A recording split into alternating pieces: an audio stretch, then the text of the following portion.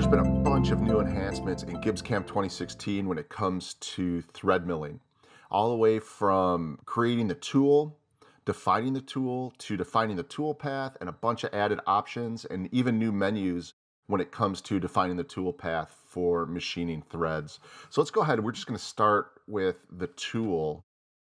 We can see here that we've added a full profile tool option.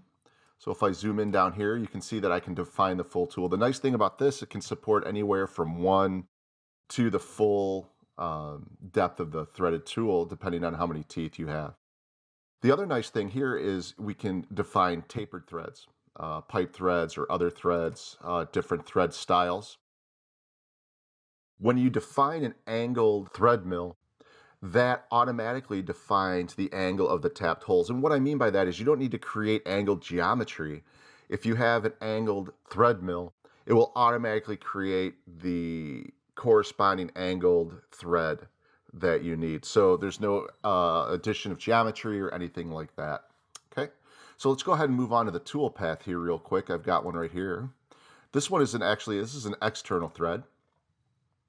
But a lot of this stuff it goes for the same for internal or external, OD or ID. We can see here that the menu now looks a lot more in line with the other GibbsCAM menus. Let's go ahead and just take a really quick look at what the old menu looked like. So previously, this is what the thread milling options were.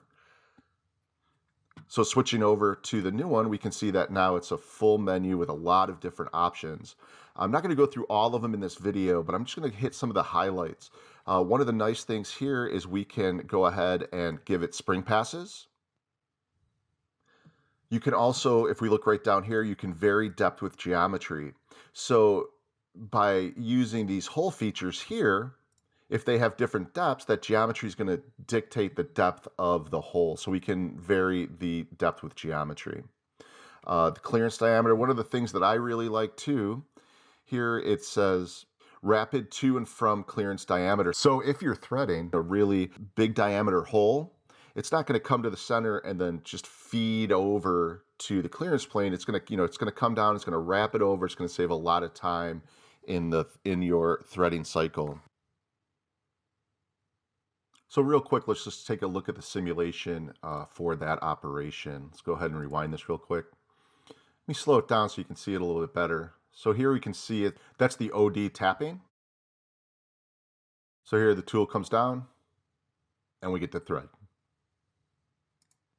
A couple other things just really quick to finish up with is GibbsCAM will now automatically calculate the number of Z passes you're going to need for that thread, and it's going to connect them using lead-ins and lead-outs. That's another huge addition. And lastly, you have control over things like your cutter comp line and things like that. There's a lot of new functionality.